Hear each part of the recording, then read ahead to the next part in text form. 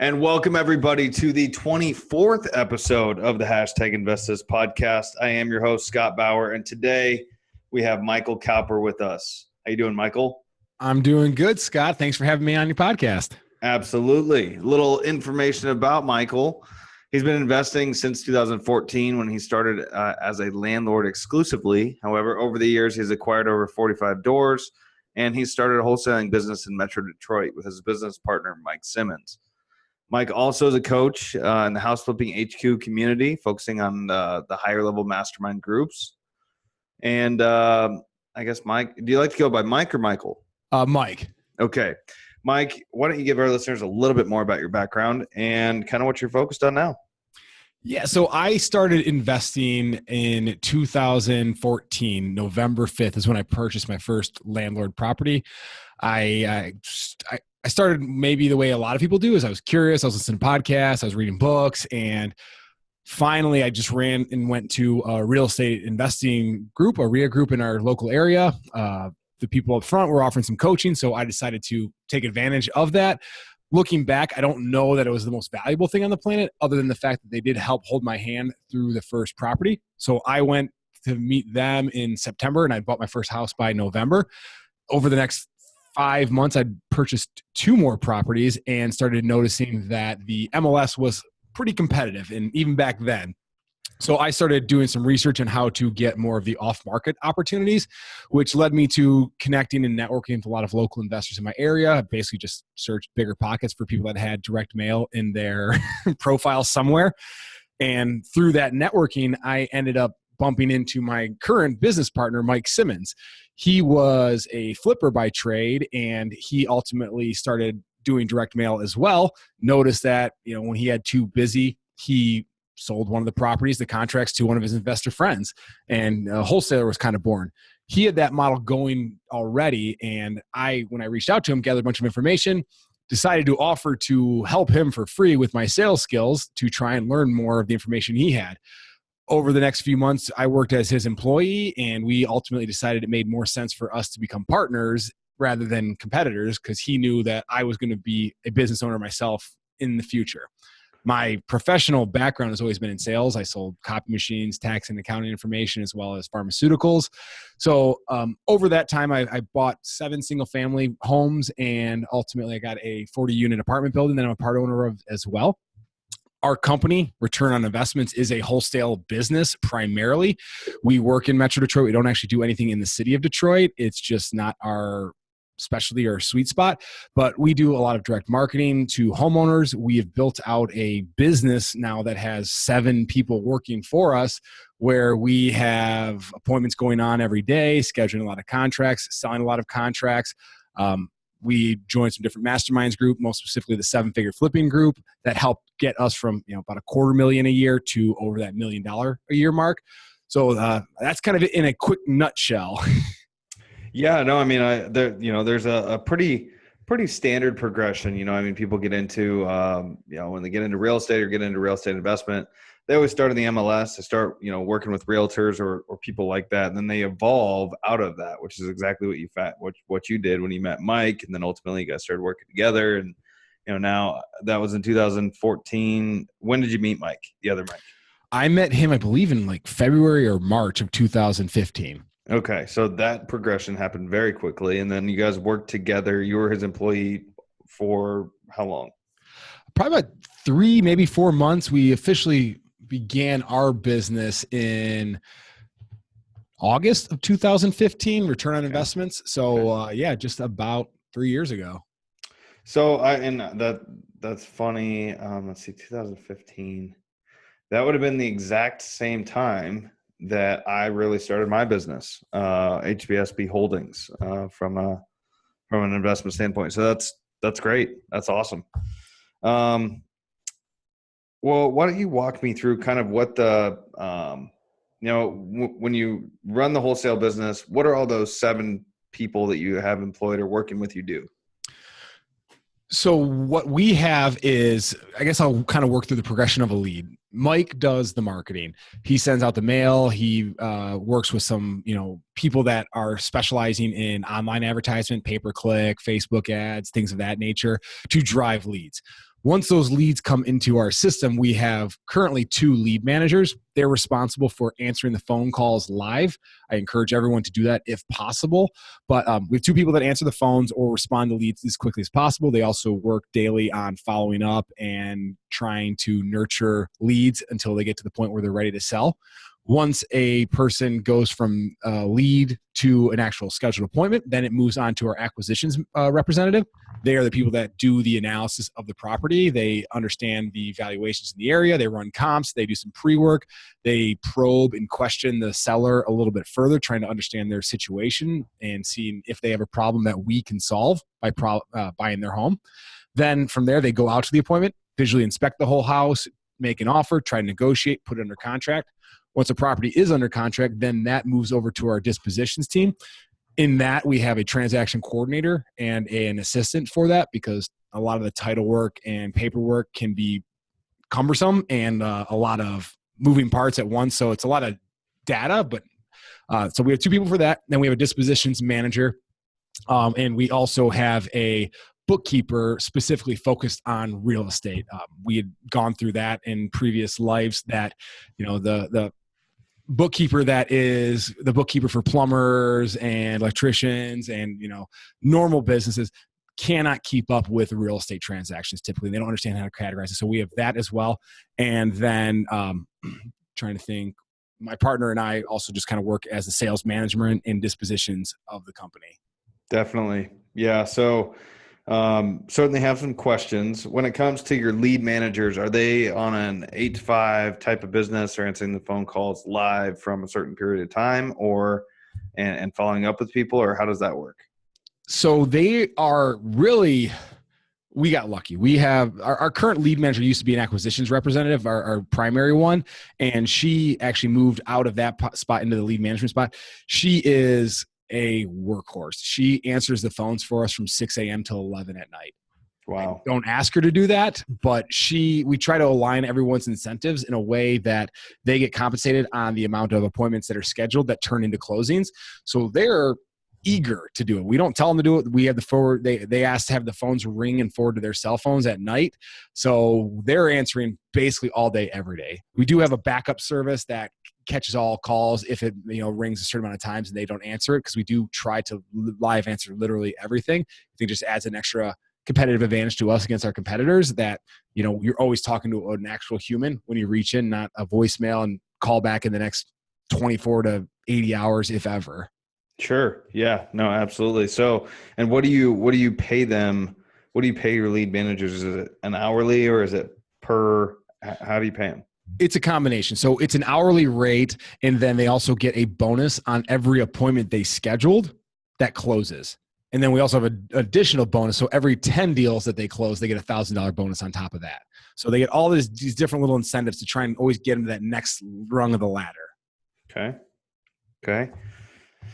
And then when it moves into the acquisition side, so we find somebody who's, motivated enough, or, has a situation where the lead manager feels that they're worth an acquisitions call, then that moves into your acquisitions manager. Do you just have one of those? Currently we do. Unfortunately, on Monday, I had to let go of one of our reps. Ideally, I think we're going to need about 2 to 3 to really hit on all cylinders. But the current one we have right now is also a workhorse and is able to go on about 15 to 20 quality appointments a week.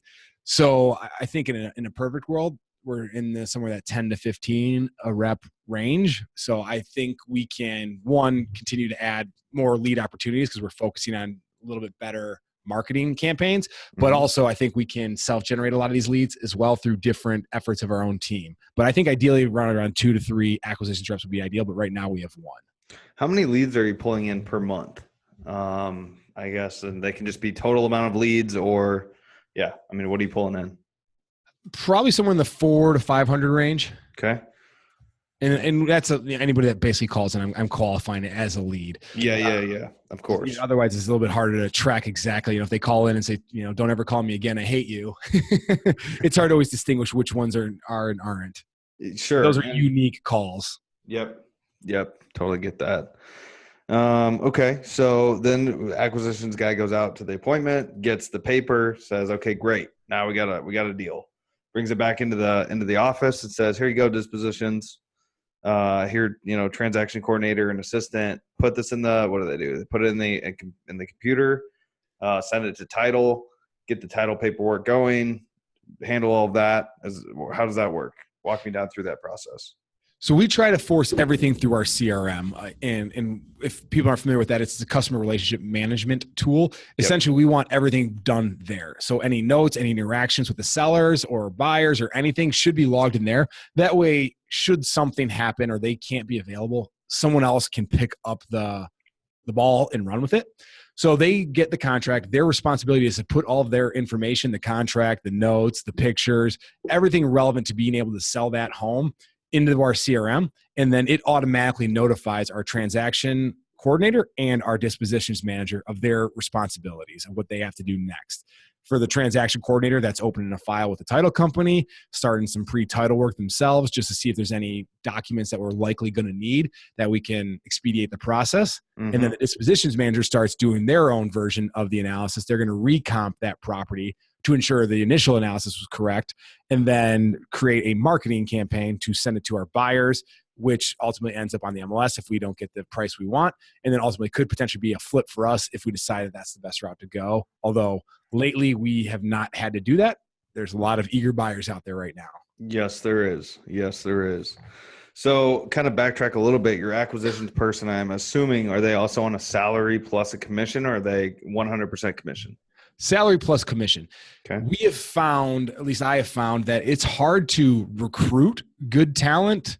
It's not to say it can't be done, but it's hard to find people that are willing to move to 100% variable rate compensation, even though it's better for their bottom line if they do well.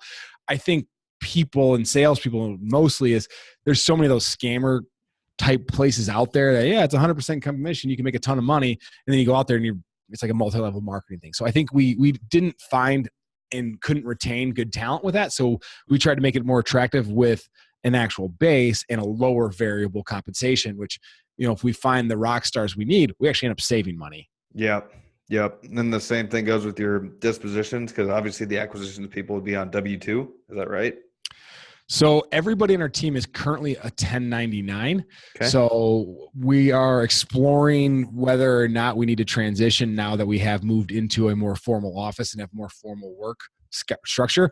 So I think we're probably going to transition to W-2 in the very near future. But up to this point, it's been a lot more remote. So I think that we're probably in the gray area this second, but we're taking steps to get back into the right side of things. Okay. Yeah. I mean, that makes a lot of sense. Same thing goes with dispositions are on 1099.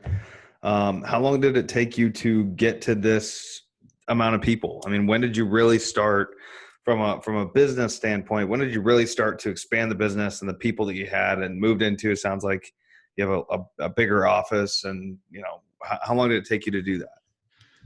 So Mike and I are extremely aggressive. We went to our very first 7-figure flipping meeting in January of 2016. And that's Andy McFarland was kind of the big, and he still is, the rabbit we're all chasing. So we learned during that mastermind event that we can't do it all. And he shared with us his operation. And from that, we basically just started hiring immediately. We've had our team a little bit bloated in the past, up to like 15 people. We were in a separate market then that we kind of aggressively went into that we shouldn't have, hindsight being 2020. But we started doing that pretty aggressively as soon as we basically made it a realistic business, when it wasn't just Mike and I doing everything.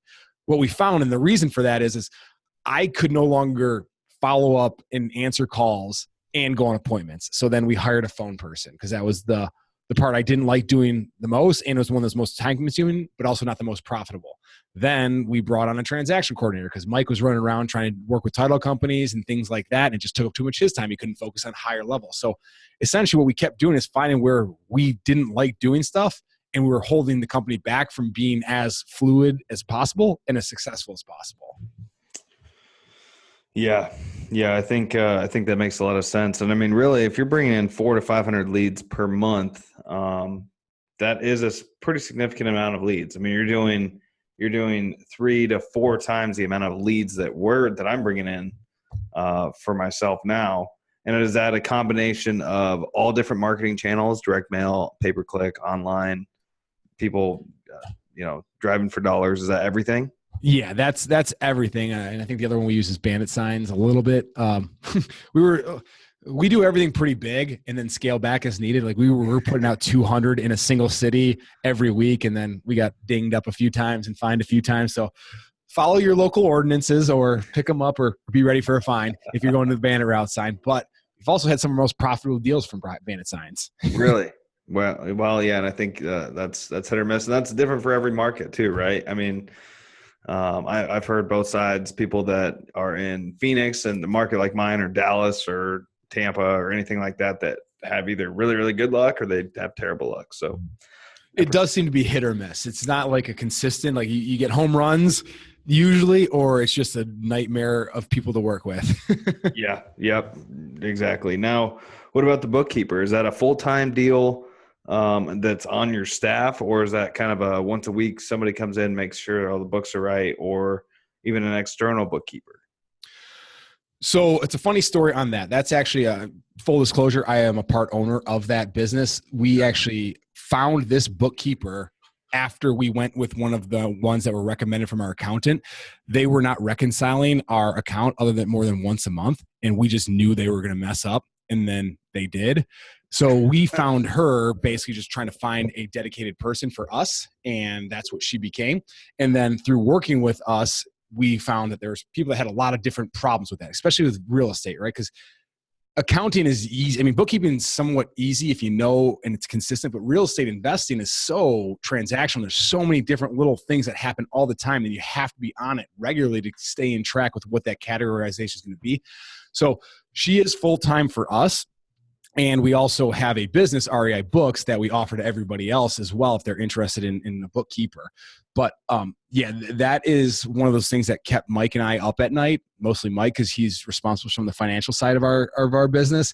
And when we were going off spreadsheets and trying to track down receipts, it was like tax day was coming away, and we just didn't know what was going on. Our accountant didn't know what was going on. So that was one of the, if not maybe the best hire to take stress off our plate, to have that bookkeeper on with full-time. But yeah, anytime I get a receipt, I just send a quick picture to her. She puts it in her books. My books, I kind of have my own personal for my own rentals because we keep that separate from the actual wholesale business. Sure. But it's great. I highly recommend, if you don't have a bookkeeper, when you get to the capacity where you have it, getting one as soon as you can. Just it's too much to track, and it's usually not an entrepreneur skill set because we're usually trying to be big, innovative, take a bunch of risks, and not track all the smallest level of details. Yeah. Yes. 100% all day long. And I mean, you're right. There's a lot of details with that. So that's a very good point to drive home. So you run the wholesale business. That's primarily what you're doing, but sounded like from earlier in the call, you're also listing stuff probably on a wholesale market, right? Something like that. So I don't list anything as an actual traditional agent. I am an agent myself. What we do is we offer it to our buyers list, usually 2 or 3 emails, maybe 1 reduction, depending on how good of a deal we believe it to be based on our initial analysis. If we don't get the price we're looking for, we'll put it on the MLS. Our local MLS, we're allowed to, as long as we disclose in the agent comments that we are selling our assignable purchase agreement and or double closing, and that we have equitable interest in the property. We've talked to the board and my broker, and they're all good with that. So basically, and it's a part of our purchase agreement, we let them know that part of the way we try to market these properties to make sure we get the price that we agreed on is to expand our investor network. And one of the ways we do that is listed on the MLS at no cost to them. So we field those calls. We deal with the agents. Most of the times when people don't want to deal with an agent because they don't want to deal with an agent. So we take that over for them, but we also get some of the upside of that as well. Yep. Definitely understand that. And that's huge. So you have the wholesale business. I appreciate you going through how that's all put together, but what's next for you? I mean, what is your goal? What are you hoping to get to? Or is it all going to be just the wholesale market, or do you want to build a portfolio, or what is the future for our ROI wholesale? It's kind of funny, but our goal is to be the black hole of deals, all deals, everywhere. I want every deal ever to come through my pipeline and us determine whether or not it's a viable one for us or not. That's the ultimate goal, is that ambitious long-term forever goal. But the next, foray is to make sure we have completely saturated our market, where we get to the point of diminishing returns. Next step would be moving to more of an expansion market. Metro Detroit's kind of unique because we have 3 large counties that could probably be somebody's market individually in most other locations. And we've got like almost 4 million people, I think, in those 3 counties. So we have a lot of opportunity here, but we do want to kind of diversify and move into other markets. Same idea, continue to wholesale, especially with this current inventory shortage. We realize that at some point when the correction takes place that we're going to have to start adding value in a different way. Right now, the way we add value is by being more of a sales and marketing company, finding deals, offering them to investors off market so they're not competing with everybody on the MLS, and kind of curating that for them to make it easy. When the correction comes, and it will, we're going to have to start adding value, right? So we know how to do renovations through our own experiences with our rentals, and Mike has his experience flipping. And we even have experience flipping as a company. We just found it wasn't as profitable. We don't have the time or frankly, right now, the desire to build out an entire flipping operation. I mean, it's something that can be done, and I know would be done and will be done eventually. But right now, it's not the highest and best use of our company. So eventually, we're going to have a flipping division. And I think more so as we continue to grow, we're going to start buying more rentals within the business. Personally, I always want to continue to add to my portfolio. I want to build that legacy generational wealth, and I know my partner does as well. And hopefully people on our team get to do the same thing. My goal is always to try and make everybody better off after I've had a chance to meet them or have them on our team. Yeah. And that's huge. So happy to hear that. Yeah, good to hear that. So that's perfect on time. Mike, why don't we go into the lightning round? Are you ready for that? Oh, yeah. Okay, let's do it. What is your hashtag invest this tip to keep our listeners moving forward? So I would say to everyone, don't be afraid to fail, because I think failure is where you learn the most about yourself and how to course correct in the future. I have failed so many times, it's not even funny, but I'm still standing here. And I think the caveat with that everyone has to keep in mind is make sure you're protecting your downside a little bit. I am a huge risk taker, but I don't put all of my chips on the table in a way that I can lose all of them at the same time. So I think hedge your bets a hair, but not being afraid to risk, and making sure that you understand when you're taking that risk, what can you learn from it? So say this does fail, what can I get out of it if it doesn't work out well? And that's been basically how I've learned how to hire, fire, and manage people. Sure. I hired a lot of them, did a bad job, either managed them wrong, hired them wrong, or did something, but I'm getting better.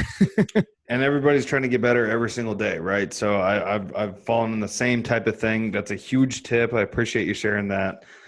Being afraid to fail is something I think naturally everybody's afraid to fail, right? Because that's how we've grown up, is that you don't want to fail. If you fail, you're a failure. But in all reality, especially in entrepreneurship, failure is how you learn and how you get better and how next time you don't fail, right?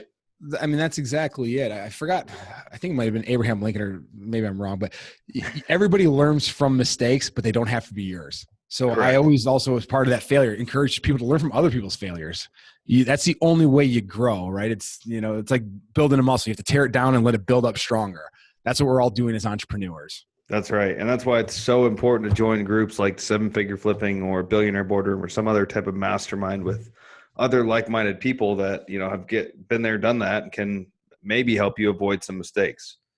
Yeah. And it's something I overlook sometimes, but I usually remember it is I have been extremely fortunate and maybe even skillful about it without realizing it. I always find myself in rooms with people that are way smarter than me and further down the road than me.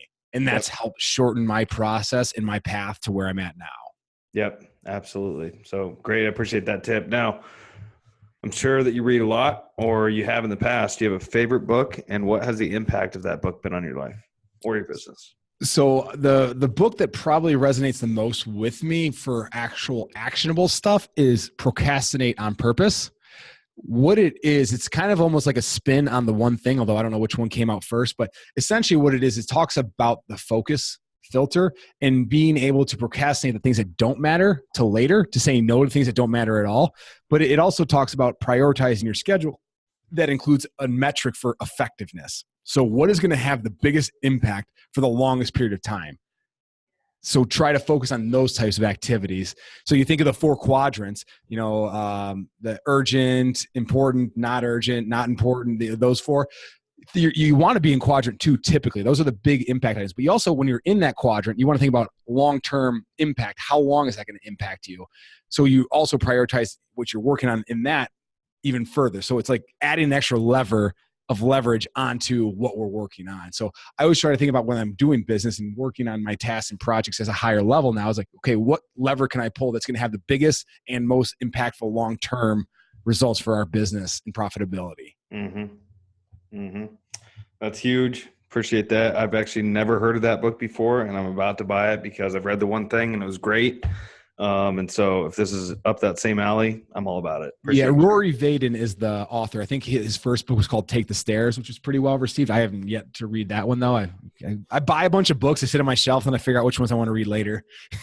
I think that's just entrepreneurs in general. My bookcase is massive and I try to read something at all times, but the list just keeps getting bigger and the, selection gets bigger, and that's a good thing though, right? It is. Now, you're in part of mastermind groups. You met up with Mike originally kind of for some coaching, or somehow you guys got in touch with each other. What is the best advice you've ever been given, and who gave that to you? So the best advice I've ever been given is actually from a best man, Kyle. Before we even started investing, we were sitting on my deck drinking some beers, and I was kind of talking about how real estate this and that. And finally, he just looked at me and goes, "When are you going to quit talking about this and just do it?" Boom. And really, that's kind of what I always think about. Why am I talking about this? Is this something that I really want to do? Then just do it. Yep. It cuts right to the core, and I couldn't make one counter argument. I'm a salesperson. That's what I do. I overcome everything. And that one, I sat there going, yeah, you're right. Yeah, you're right. Stop talking about it. Start being about it. That's exactly it. Thank you for that. Now, how do you like to give back? You've built this business. You've been very fortunate in, what you've been able to succeed with. But how do you give back? How do you resonate that back to other people? I always try to work with people when they ask for help. I always try to offer that advice. I do the coaching. I am one of the coaches with that House Flipping HQ group, for the lower level stuff. The Facebook forum that they have. I do the 6-figure flipping group, 7-figure flipping group, and I'm a part of the 8-figure flipping group. So the people that are really ready to take that next step that are in there, all of us as coaches dedicate a lot of time to that and try to make sure people get the best results they possibly can. So I think that it does make an impact being able to go back and help the people that are looking for that next level, like Mike and I were when we first started in the group. Mm-hmm. Yeah, that's huge. And, I think that's such a massive way to give back with coaching or helping people trying to get into the business or step it up to the next level, go from 6 to 7 to 8 figures, whatever it might be. Having somebody that's been there, done that, once again is massive. So appreciate that. That's a perfect segue into how can the listeners reach you? Anyone can send me an email. I might not be the most prompt replier. I get a ton of them, but send me an email at mike.cowper@webuyROI.com. Awesome. And we'll make sure to get that in the show notes for everybody to click on and get in touch with you. And Mike, I appreciate you being here today, kind of going through your story, how it all started in 2014 and how you've moved into a very profitable wholesale business. You got 7 employees that work with you. You have a mastermind group, you're coaching people, you're, very involved. And so I appreciate you sharing all that information. Well, I really appreciate you having me on, and I'm very appreciative that I can share this with your audience. Sounds good. Well, hey, Mike, we'll talk to you soon. Thanks a lot. Thank you. Bye-bye.